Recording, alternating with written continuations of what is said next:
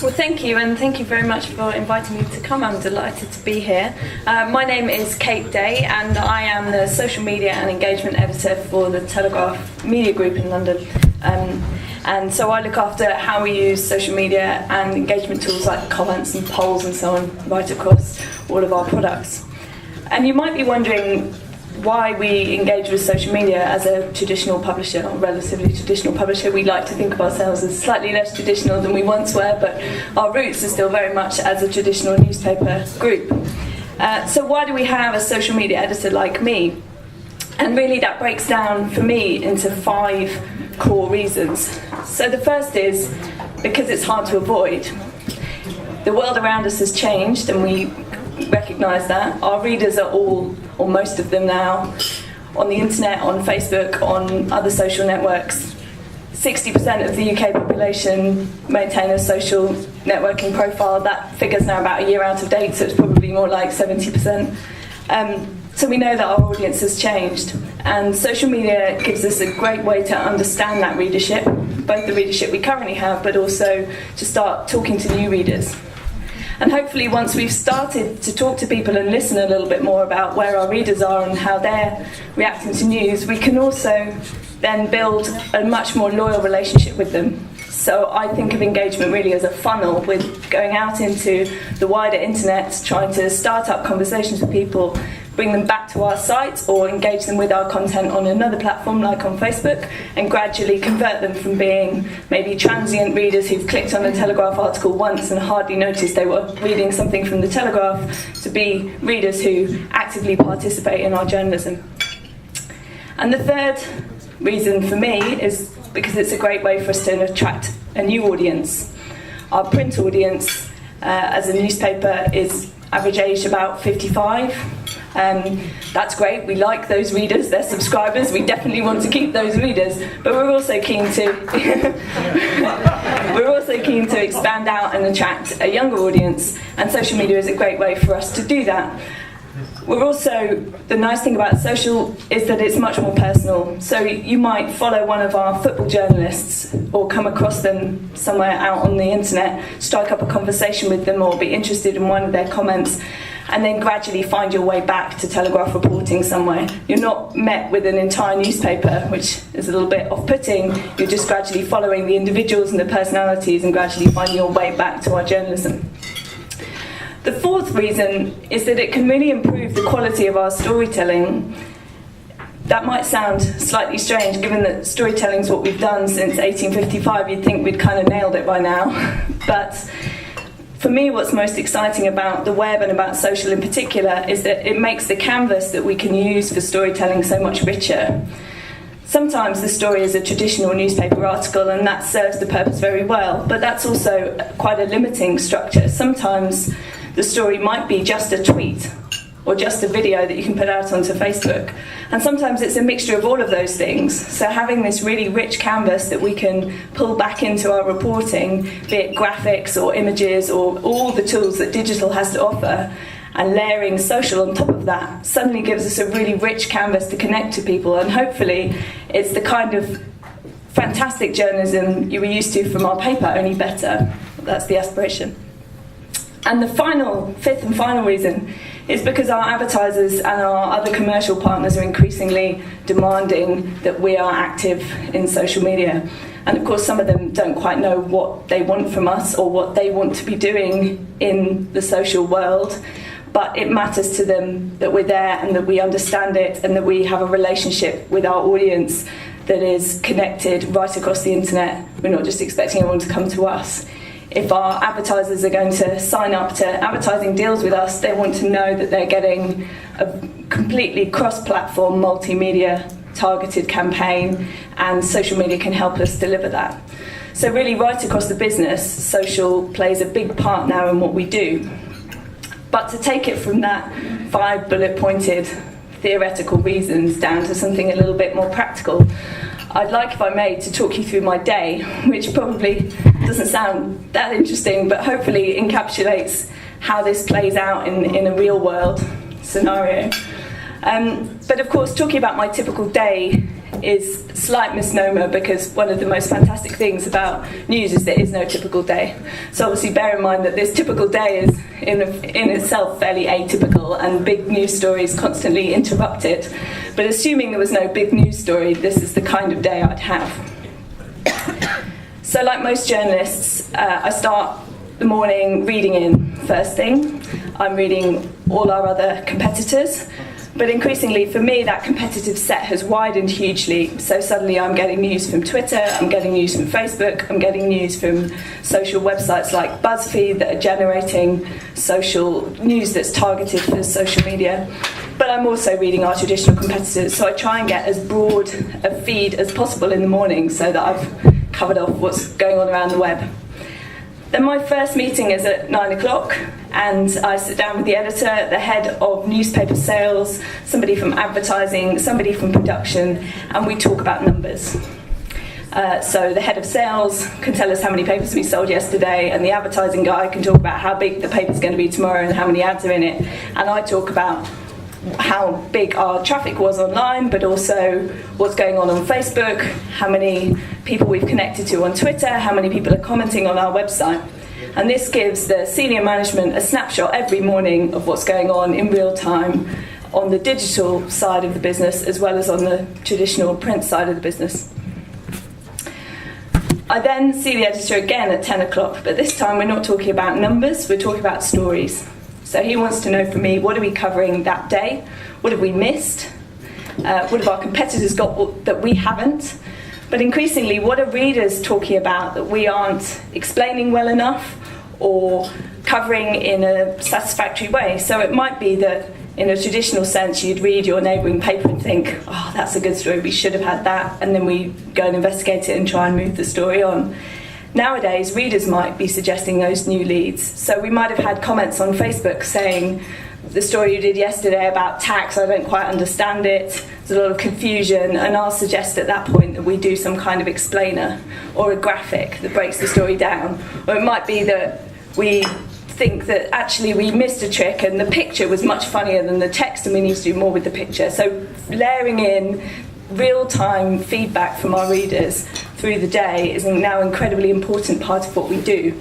Now, of course, none of that replaces traditional journalistic judgment. If we just wrote about what was trending, we'd write about Justin Bieber every day. And Telegraph readers would be probably bored silly and switch off completely. But, in fact, we did write about Justin Bieber today and it did very well.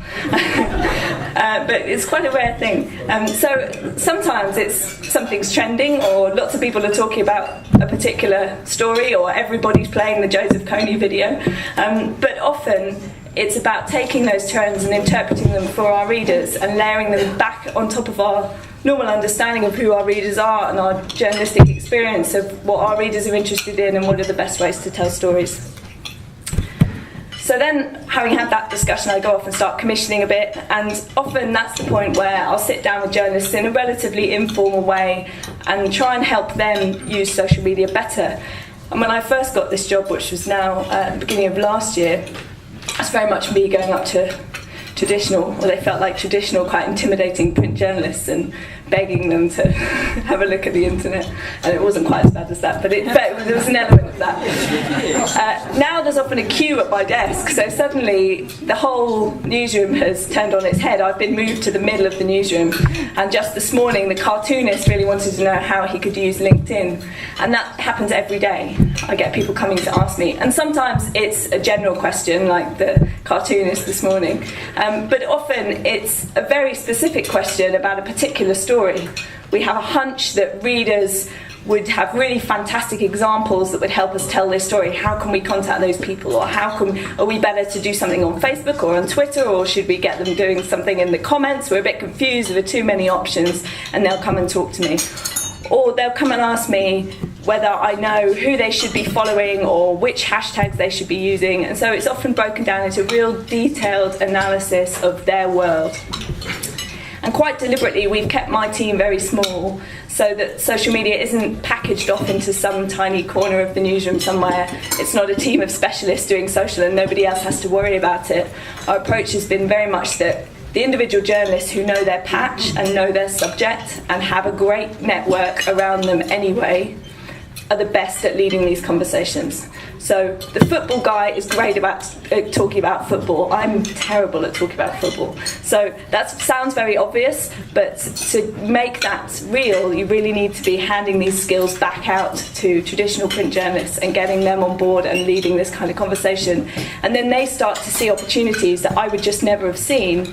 I might know about the tools, but I don't know enough about the subject. So hopefully we can get them to sort of lead them to water, and then they can lead us on a bit further, and it becomes quite a collaborative approach. Then at midday we have our main editorial news conference.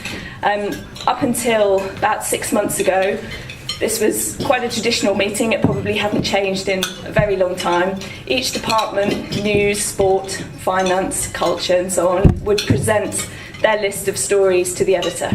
And really it was their chance to pitch for space in the next day's paper and to start arguing that their story should be on the front page. So everybody would come up with their best stories. It was like a kind of show and tell, but they would sit and go through their list.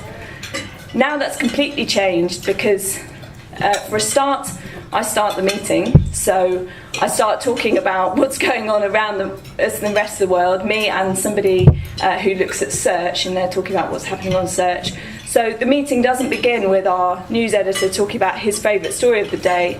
It starts with us talking about what our wider audience is thinking about, and that completely changes the dynamic of that meeting.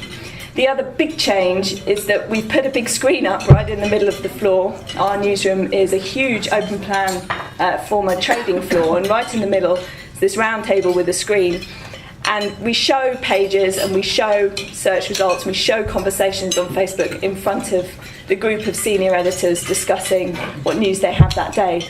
And that also sounds like a very small thing, but has really changed the dynamic, because suddenly you're not all reading off a piece of paper. You're seeing these conversations in real time in front of people. I can start to show likes on Facebook ticking up while we're talking. And that starts to make it much, much more real. You feel the audience in that meeting as opposed to talking about a product that will then come out the next day.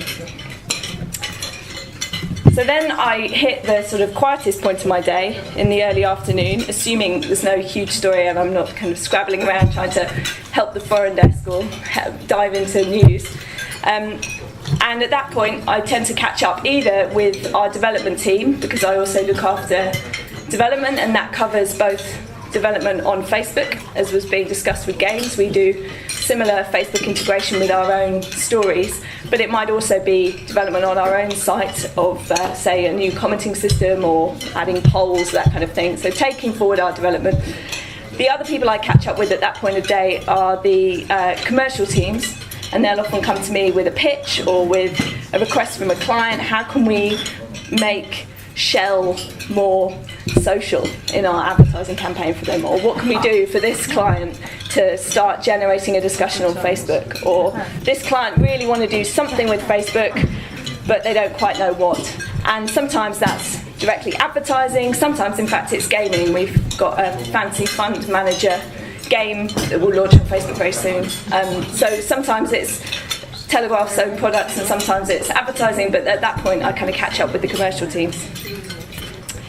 And then at 4 o'clock we have our second news conference of the day, which is largely a repeat of the morning conference, though by that time of day we're really finalising what the big stories are for the next day in terms of print.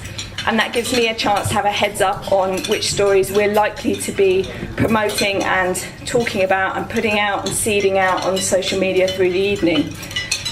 So after 4 o'clock I tend to go through the news list for the day and work out which stories might appeal to different audiences in different places. So stories that really do well on Facebook might not do well on Twitter.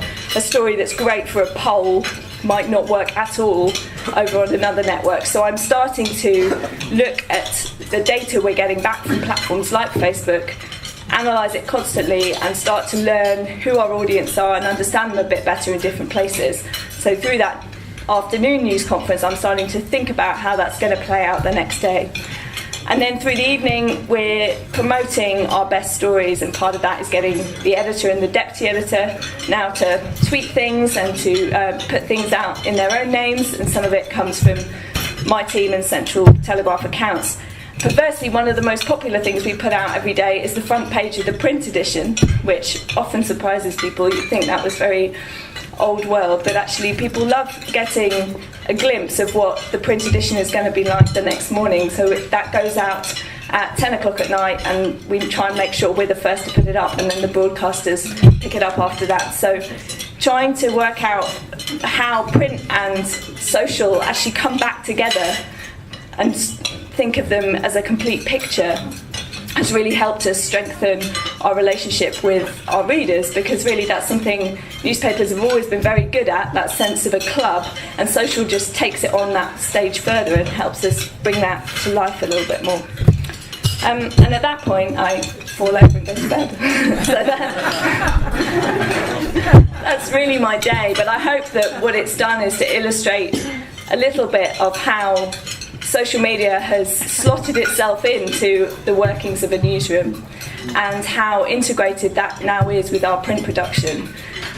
This very much isn't some distant team locked in a room somewhere. We're centrally part of the main news generating newsroom, and I think it has to work that way for us, certainly, because social is helping us almost become better at what we do. It helps us become better journalists, tell more interesting stories and connect with our readers, which is after all why we're there. So bringing it all together and having our most high profile, best journalists leading that is absolutely the approach we've taken, and I hope it's a successful one.